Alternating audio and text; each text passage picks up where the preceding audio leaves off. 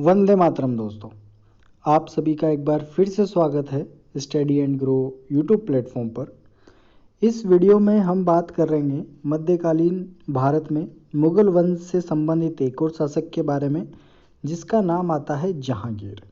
और जहांगीर का जो शासनकाल है वो 1605 से 1627 के बीच में रहेगा, क्योंकि अकबर की मृत्यु जब 1605 में हुई तो उसके बाद इसका पुत्र जहांगीर यहाँ पर शासन करता है। तो पिछले जो वीडियोस थे उसमें हमने अकबर तक जाना था कि अकबर का इतिहास कैसा रहा। उससे पहले हुमायूं और जो बाबर है उससे रिलेटेड हमने वीडियो कर चुके हैं, तो उनका लिंक मैं आपको डिस्क्रिप्शन बॉक्स में दे दूंगा, तो वहाँ से आप उन वीडियोस को भी देख सकते हैं या फिर प्लेलिस्ट में भी जा सकते हैं। तो शुरू करते हैं। तो जब 1605 अक्टूबर माह में अकबर की मृत्यु होती है तो उसके जो शव है उसको सिकंदरा में आगरा के पास दफना दिया जाता है। और उसके बाद शासक कौन बनेगा? इसका जो सबसे बड़ा पुत्र है सलीम, वो वहाँ का शासक बनेगा। हालांकि इसके दो पुत्र और थे अकबर के जिनकी मृत्यु पहले ही हो जाती है। तो जो सलीम है इसके लिए ये सलीम चिश्ती की दरगाह पर जाकर याचना करता है। तो जब इसका पुत्र होता है तो उसका नाम ये सलीम रखता है और बाद में इसका नाम जहांगीर पड़ता है। और ये एक हमने ट्रिक से इनके शासकों को, मुगल वंश के शासकों को याद करने का तरीका देखा था। एक शब्द हमको ध्यान रखना है, भाजशाह। तो यहाँ पे भाजशाह में पहला जो शब्द है, पहला जो वर्ड है, लेटर है बी, उसका मतलब बाबर, एच का मतलब हुमायूं, उसके बाद उसका पुत्र अकबर, जे से जहांगीर, एस से शाहजहां और अंत में औरंगजेब। तो एक एक करके इन शासकों की वीडियो भी हम देखेंगे। बाबर का हम देख चुके हैं, हुमायूं और अकबर के भी हमने लास्ट वीडियो में देख लिया था। इस वीडियो में हम जहांगीर के बारे में बात करेंगे और उससे जो अगला वीडियो रहेगा वो शाहजहां और फिर अंत में हम औरंगजेब। इस तरह से जो पूरा मुगल काल है वो समाप्त होएगा। तो जहांगीर का जो शासनकाल है 1605 से 1627 का, इसको हम दो भागों में बांट कर देखते हैं। एक शासनकाल इसका रहता है 1605 से 1611 तक का।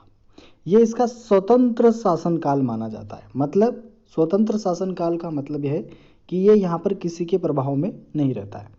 पर जब इसकी नूरजहाँ से शादी होती है तो नूरजहाँ से विवाह के बाद 1611 से 1627 तक का जो शासनकाल रहेगा ये नूरजहाँ के प्रभाव वाला शासनकाल इसका रहेगा। तो जैसा कि हम बात कर चुके हैं कि अकबर और जो हरका बाई थी उनके पुत्र का नाम आता है जहांगीर सलीम, जिसको सूफी संत सलीम चिश्ती की दरगाह से मन्नत मांगने के बाद इसका जन्म हुआ था। अकबर के दो और पुत्र थे, एक तो दानियाल, एक मुराद, जिनकी मृत्यु पहले ही हो चुकी थी। तो इसका राज्याभिषेक हुआ जब अक्टूबर में अकबर की मृत्यु हुई, तो नवंबर में 3 नवंबर 1605 को इसका राज्याभिषेक होता है। और जब ये राज्याभिषेक होता है तो ये नूरुद्दीन मोहम्मद जहांगीर बादशाह गाजी, नूरुद्दीन मोहम्मद जहांगीर बादशाह गाजी की उपाधि धारण करता है। तो प्रश्न यहाँ पर भी ये आ चुका है कि नूरुद्दीन जो शासक है वो कौन है? तो जहांगीर को ही नूरुद्दीन कहा जाता है, नूरुद्दीन मोहम्मद, क्योंकि ये इसने उपाधि धारण करी थी जब ये गद्दी पर बैठा था। और एक व्यक्ति हुआ वीर सिंह बुंदेला। इसको जहांगीर क्या है, अपने शासन में अच्छा पद देता है। अच्छा पद क्यों देता है कि जो अकबर के अंतिम समय था तो जहांगीर ने विद्रोह कर दिया था सत्ता के लिए, और जहांगीर ने विद्रोह कर दिया था तो अबुल फजल जो अकबर का दरबारी विद्वान था जिसने अकबरनामा की भी रचना की, उसको जहांगीर ने वीर सिंह बुंदेला की सहायता से मरवा दिया था विद्रोह के समय। तो जब अबुल फजल की हत्या करने में वीर सिंह बुंदेला ने किसका साथ दिया? जहांगीर का। तो जब जहांगीर शासक बना तो वीर सिंह बुंदेला को इसने अच्छा पद दिया अपने राज्य में। उसके बाद जो इसका एक पुत्र है, सबसे बड़ा पुत्र खुसरो, जो जहांगीर का पुत्र है खुसरो, वो क्या है, विद्रोह कर देता है। तो ये एक विद्रोह महत्वपूर्ण है जो हमें देखना है। तो जो 1606 का समय है तो उस समय खुसरो जो सबसे बड़ा पुत्र है जहांगीर का, वो विद्रोह कर देता है। और विद्रोह करने के बाद ये चला जाता है पंजाब वाले क्षेत्र में। तो वहाँ पर जो सिखों के 5वें गुरु थे, गुरु अर्जुन देव, वो खुसरो का साथ देते हैं विद्रोह में। और विद्रोह में जब साथ देते हैं तो जहांगीर अपनी सेना भेजता है और एक युद्ध होता है भेरावल का युद्ध। तो भेरावल के युद्ध में जहांगीर खुसरो को पराजित करके कैद में डाल देता है। यहाँ पे बात समझ में आती है कि खुसरो ने विद्रोह किया। खुसरो विद्रोह करके कहाँ चला गया? अर्जुन देव के पास। और जब अर्जुन देव के पास जाता है तो भेरावल के युद्ध में जहांगीर खुसरो को पराजित करता है और कैद में डाल देता है। और खुसरो का साथ देने के कारण, अब अर्जुन देव ने खुसरो का साथ दिया था तो अर्जुन देव को फांसी की सजा दे दी जाती है। किसके द्वारा? जहांगीर के द्वारा। और 1607 में खुसरो जहांगीर की फिर से हत्या करने की योजना बनाता है। तो 1607 में खुसरो क्या करेगा? फिर से जहांगीर की हत्या करने की योजना बनाएगा। पर क्या होता है कि जहांगीर उसकी कैद में ही आंखें निकलवा देता है। और जब उसकी आंखें निकलवा देता है तो उसको अंधा कर देता है। और वहीं जो खुर्रम है, वो भी जहांगीर का एक पुत्र है, वो उसकी गला घोंटकर हत्या करवा देता है 1621 ईस्वी में। अब खुर्रम इसकी गला घोंट की हत्या क्यों करवा रहा है खुसरो की? क्योंकि इसे पता है कि जब शासक बनने की बारी आएगी तो खुसरो सबसे बड़ा पुत्र है तो उसको शासन मिलेगा और मुझे शासन नहीं मिलेगा। इसलिए खुसरो क्या करता है? अपने जो सबसे बड़ा भाई है खुसरो, उसकी हत्या करवा देता है कैद में, जब ये अंधी हालत में होता है, क्योंकि इसकी आंखें जहांगीर के द्वारा निकाल ली जाती है। आगे देखते हैं खुर्रम का विद्रोह। 1623 में खुर्रम भी विद्रोह कर देता है, पर खुर्रम के विद्रोह को महाबत खां, जो सेना का सेनापति है, वो उसके द्वारा दबा दिया जाता है। और उसके बाद 1626 में जो महाबत खां है वो खुद विद्रोह कर देता है, पर इसके विद्रोह को भी जहांगीर के द्वारा दबा दिया जाता है। तो 3 विद्रोह हमको ध्यान रखने हैं। पहला खुसरो का विद्रोह, उसके बाद खुर्रम का विद्रोह 1623 का, और महाबत खां का विद्रोह 1626 ईस्वी का। उसके बाद कुछ अभियानों की बात करते हैं। इसमें पहला अभियान है मेवाड़ मुगल संधि वाला, जो 1615 का अभियान आता है। अब इसमें क्या होता है कि 1613 में खुर्रम जो है, खुर्रम किसका पुत्र है? जहांगीर का। वो मेवाड़ में काफ़ी कत्लेआम मचाता है और इससे किसानों की फसलें जला दी जाती है, लोगों को प्रताड़ित किया जाता है। तो प्रताड़ित करने के बाद उस समय जो वहाँ का शासक होता है मेवाड़ का, वो मुगलों के साथ संधि का प्रस्ताव स्वीकार कर लेता है। हमने अकबर के समय समझा था कि अकबर और महाराणा प्रताप के बीच में काफ़ी संघर्ष हुआ और हल्दी घाटी का एक महत्वपूर्ण युद्ध लड़ा जाता है 1576 में, उसकी भी हमने बात करी थी। पर अकबर की कभी भी जो मेवाड़ के जो शासक थे राणा प्रताप, उन्होंने अधीनता स्वीकार नहीं की थी। पर अब क्या होता है? अब महाराणा प्रताप के जो अगले वंशज आएंगे, अमर सिंह, वो यहाँ के शासक हैं। और अमर सिंह इस घटना से काफ़ी दुखी हो जाते हैं, क्योंकि 1613 में खुर्रम क्या है, वहाँ पे काफ़ी कत्लेआम मचाता है।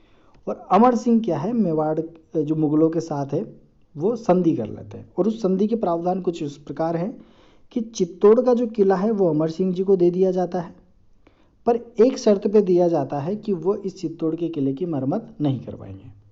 दूसरा, वो इस किले की किलेबंदी नहीं करवाएंगे, ये भी एक शर्त होती है। तीसरा एक शर्त है कि मुगल मेवाड़ वैवाहिक संबंध नहीं होंगे, क्योंकि जो मुगल थे वो जो राजस्थानी महिलाओं से, जैसे अकबर की शादी हरका बाई से हुई, आमेर से उनके वैवाहिक संबंध स्थापित हुए थे, पर मेवाड़ ने इसके लिए बिल्कुल मना कर दिया कि मुगल और मेवाड़ वैवाहिक संबंध स्थापित नहीं होंगे। अगला जो संधि की शर्त है वह है कि करण सिंह जो अमर सिंह का पुत्र है, उसको मुगल दरबार में भेजा जाएगा। ये कुछ शर्तें हैं जो हमको याद रखनी है 1615 की मेवाड़ मुगल संधि के बारे में। उसके बाद अगली जो अभियान है वो दक्षिण विजय है, कि दक्षिण में जो एक राज्य है जिसका नाम है अहमदनगर। तो अहमदनगर सेना भेजी जाती है खुर्रम के नेतृत्व में, और वहाँ का शासक होता है मलिक अंबर। तो मलिक अंबर को पराजित करता है खुर्रम और उस क्षेत्र को अपने अधिकार में कर लेता है। तो जहांगीर इस विजय से खुश होकर जो खुर्रम है उसको शाहजहां की उपाधि प्रदान करता है। तो शाहजहां की उपाधि खुर्रम को कौन सी विजय में मिली थी? तो दक्षिण विजय में मिली थी, जहाँ जो कौन सा क्षेत्र था? अहमदनगर क्षेत्र था, और वहाँ का जो शासक है वो है मलिक अंबर। तो ये तथ्य भी हमको ध्यान रखना है। अगला प्रसंग आता है अनारकली और जहांगीर से रिलेटेड। जब जहांगीर की उम्र बहुत कम थी, जब ये 14-15 साल का था, तो अनारकली अकबर के दरबार की एक नृत्यांगना थी। तो सलीम ज़्यादातर अपना समय अनारकली के साथ बिताने लगा था। इससे परेशान होकर अकबर ने अनारकली को अफगानिस्तान वाले क्षेत्र में भेज दिया और वहीं उसकी मृत्यु हो जाती है। तो अपने पुत्र को ये काफ़ी प्रेम करता था और उसको गलत प्रभाव से बचाने के लिए अनारकली को किस क्षेत्र में भेज देता है, अफगानिस्तान वाले क्षेत्र में भेज देता है। और वहाँ मृत्यु जब होती है तो जब जहांगीर शासक बनता है तो 1615 में जहांगीर लाहौर में एक मकबरे का निर्माण करवाता है, किसकी याद में, अनारकली की याद में। और उस पर लिखवाया गया है कि अगर मुझे एक दिन की मोहलत मिल जाती अनारकली को देखने की तो मैं क़यामत के दिन तक अल्लाह का शुक्रगुजार होता। तो ये लाइन किसने लिखवाई है, जहांगीर ने किसके मकबरे पे, अनारकली का जो मकबरा बनवाया है। उसके बाद जहांगीर की शादियों की बात करें तो इसने अपने जो जीवन है उसमें 20 शादियां करी और इसकी सबसे प्रिय पत्नी नूरजहां थी। नूरजहां हालांकि इसका असली नाम नहीं है, उसकी भी बात करेंगे। तो पहली शादी 1585 में आमेर के भगवान दास की पुत्री मानबाई से होती है, जिसको शाही बेगम कहा जाता है। और इसी का जो पुत्र था उससे खुसरो जो है सबसे बड़ा पुत्र, जिसकी आंखें इसके द्वारा निकलवा दी गई थी जहांगीर के द्वारा विद्रोह के समय, वो ही इस मानबाई का पुत्र था। उसने दूसरी शादी करी जो मारवाड़ के शासक है उदय सिंह की पुत्री जगत गोसाई से। और जगत गोसाई से जो इसका पुत्र होता उसका नाम है खुर्रम, जिसको हम शाहजहां कहा जाता है। इसकी जो तीसरी पत्नी है उसका नाम है रुखसाना बानो और इसके पुत्र का नाम है शहरयार। तो हमने 3 शादियों की बात करी। पहली शादी भगवान दास की पुत्री मानबाई से, दूसरी शादी उदय सिंह की पुत्री जगत गोसाई से जिसके पुत्र का नाम खुर्रम है, तीसरी पत्नी है इसकी रुखसाना बानो और रुखसाना बानो से एक पुत्र होता है शहरयार। हालांकि रुखसाना बानो क्या है, एक दासी थी जिसको ये अपनी पत्नी की तरह मानता था, उसी से इसका पुत्र शहरयार पैदा हुआ था। चौथी पत्नी की बात करें तो सलमा बानो और परवेज नामक पुत्र की इससे प्राप्ति होती है। अब एक 5वीं शादी की बात करेंगे जो महत्वपूर्ण है। 1611 में नूरजहां से विवाह। हमने बात करी थी कि इसके शासनकाल जो रहा 1611 से पहले बाद का, तो बाद वाला जो शासनकाल रहा वो नूरजहां के प्रभाव वाला शासनकाल माना जाता है। तो वही नूरजहां से इसका विवाह है, जिसका वास्तविक नाम मेहरुनिशा है, जिसके पिता का नाम मिर्जा गियास बेग और माता असमत बेगम है। तो असमत बेगम और गियास बेग की पुत्री मेहरुनिशा है। मेहरुनिशा का एक भाई का नाम आता है आसफ खां। हालांकि मेहरुनिशा की पहले शादी हो चुकी थी अली कुली बेग से। अली कुली बेग क्या है, जिसको हम शेर खां या शेर अफगान भी कहते हैं। क्यों कहते हैं, क्योंकि इसने एक शेर जो शेर है उसकी हत्या कर दी थी और उसके द्वारा इसको उपाधि दी थी शेर खां या शेर अफगान की। तो इसका जो पहला पति था अली कुली बेग, उसकी हत्या हो जाती है और उसकी जब मृत्यु होती है उसके बाद नूरजहां से शादी करता है जहांगीर। इसकी एक पुत्री भी थी उससे, जो इनके पुराने हस्बैंड थे अली कुली बेग, उससे एक पुत्री का नाम आता है लाडली बेगम।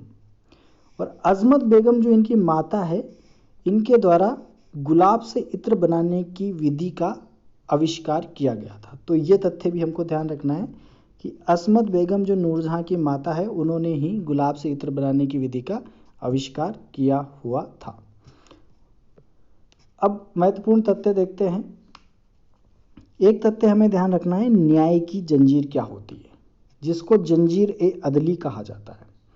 ये क्या है, एक 60 घंटियों वाली एक सोने की जंजीर है जो आगरा के किले के बाहर लगवाई गई थी जहांगीर के द्वारा। कोई भी व्यक्ति इस घंटी को बजाकर जो यहाँ का शासक था उसकी फरियाद कर सकता था और अपनी इच्छा से अगर उसके साथ कुछ गलत हुआ है तो वो अपनी फरियाद लेके शासक के पास जा सकता था। तो ये न्याय की जंजीर है जो हमें याद रखनी है। किसके द्वारा बनवाई गई, जहांगीर के द्वारा। इसके काल को चित्रकला का स्वर्ण काल कहा जाता है।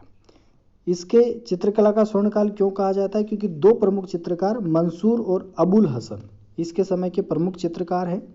और ऐसा माना जाता है कि जहांगीर कोई भी तस्वीर को देख के, अगर कोई तस्वीर 10 चित्रकारों ने भी बनाई है तो वो देख के बता सकता है कि कौन सा भाग किस चित्रकार ने बनाया है। तो एक चित्रकला में भी इसकी काफ़ी रुचि थी। जहांगीर के समय कुछ यूरोपीय यात्री आए थे, जैसे William Hawkins, sir Thomas Roe, William Finch और एडवर्ड टेरी। ये जो यूरोपीय यात्री थे ये जहांगीर के समय भारत आए थे और इसके दरबार में भी आए। तो विलियम हॉकिंस एक फारसी विद्वान था। तो ये सब लोग जब भारत में कंपनियों का आगमन होता है, यूरोपीय कंपनियों का, तो उस समय ये लोग भारत में व्यापार में या एकाधिकार प्राप्त करने के उद्देश्य से इनके दरबारों में आते थे। तो ये ध्यान रखना है, चारों व्यक्तियों का नाम Hawkins, Thomas Roe, William Finch और एडवर्ड टेरी। उसके बाद जो नूरजहां, जिसके पिता का नाम मिर्जा गियास बेग हमने कहा, तो जहांगीर ने उसे इत्माद उद्दौला की उपाधि दी थी। किसके पिता को? नूरजहां के पिता को। और जब इनकी मृत्यु हो जाती है तो जो नूरजहां है अपने पिता की याद में आगरा में एक मकबरे का निर्माण करवाती है, इत्माद उद्दौला का मकबरा। और पूरी तरह सफ़ेद संगमरमर से बना जो ये मकबरा था, ये उस समय का पूरी तरह से सफ़ेद मकबरा बना था। उसके बाद जब अगला शासक बनेगा खुर्रम या शाहजहाँ, वो ताजमहल बनवाएगा जो सफ़ेद संगमरमर का बनेगा। जो राजस्थान का जो क्षेत्र है वहाँ से वो जो सफ़ेद संगमरमर है वो आता है। तो उससे पहले का अगर कोई मकबरा पूछा जाए तो इत्माद उद्दौला का मकबरा था जो पूरा सफ़ेद था।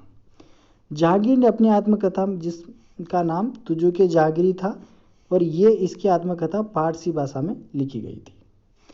जहांगीर ने मनसबदारी व्यवस्था में थोड़ा बदलाव किया और उसका नाम इसने दो अस्पा और सिंह अस्पा रखा। तो जो मनसबदारी व्यवस्था चालू करी थी अकबर के समय में, कि जो भी सम्मान प्राप्ति का एक तरीका था कि मनसब प्रदान कर दिया जाता था, तो उसका नाम बदल कर कुछ चीज़ों में इसने चेंज किया और दो अस्पा और सिंह अस्पा इसका नाम जहांगीर के द्वारा रखा गया। उसके बाद 28 अक्टूबर 1627 को जहांगीर की मृत्यु हो जाती है। कौन सी जगह में? भीमराव नामक जगह पर इसकी मृत्यु हो जाती है। और इसको शहादरा में लाहौर में एक जगह है शहादरा, वहाँ पर रावी नदी के किनारे इसको दफना दिया जाता है। तो इस तरह से ये पूरा इतिहास था जहांगीर का, जिसमें हमने बात करी नूरजहां की, अनारकली की, खुसरो खुर्रम के विद्रोह के बारे में, और साथ ही जो इसके समय की स्थापत्य कला थी जिसमें जो जंजीर अदली और उसके साथ नूरजहां द्वारा इसके पिता की याद में बनाया गया मकबरा, इसके कला को चित्रकला का स्वर्णकाल कहा जाता है। ठीक है, इसके समय के दो महत्वपूर्ण चित्रकारों की हमने बात करी। तो ये सब चीज़ें हैं, तथ्य हैं जो हमें निचोड़ के इस वीडियो में रखें। तो अगले जो वीडियो रहेगा उसमें इसका जो पुत्र रहेगा, क्योंकि खुसरो की तो हत्या कर दी खुर्रम ने, तो अब जो है दावेदार है कौन है? खुर्रम है। तो उसमें भी बहुत सारी राजनीति होगी, क्योंकि नूरजहां का जो भाई है आसफ खां, वो भी क्या करता है? वो भी राजनीति करता है और अपने जो पुत्र की शादी किससे करवा देगा? इस जहांगीर के किसी पुत्र से करवा देगा। हालांकि वो खुर्रम से ही करवाता है और बाद में एक राजनीति होती है, उसके तहत खुर्रम शाहजहाँ जो है वो शासक बनेगा। तो उसकी बात हम नेक्स्ट वीडियो में करेंगे। अगर आपको वीडियो पसंद आती है तो वीडियो को लाइक ज़रूर करें। Thank you.